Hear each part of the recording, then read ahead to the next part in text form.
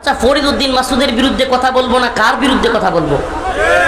ফরিদউদ্দিন মাসুদ শাহবাগে গিয়ে আল্লামা সাইদি রহিমাহুল্লাহর ফাঁসি চায় নাই? এমন একজন মাজলুম আলেমের যে ফাঁসি চাইতে পারে একই শয়তানের চাইতে কম?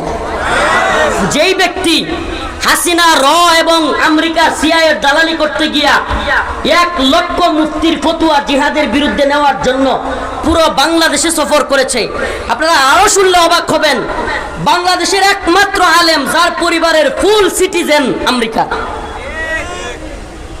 এরা সব আমেরিকান নাগরিক, এদের সবার আমেরিকার সিটিজেনশিপ আছে। কল্পনা করতে পারেন? শাহবাগের সেই নাস্তিক প্রেমী ফরিদউদ্দিন মাসুদের বিরোধিতা করলাম, সে সাইদি রহিমাহুল্লাহর ফাঁসি চাইলো, আর আপনারা তার পক্ষ নিয়ে বলেন যারা ফরিদউদ্দিন মাসুদের বিপক্ষে যাবে তাদের দাঁত ভেঙে ফেলবেন, তাদের চোখ তুলে ফেলবেন, তারা ইসলাম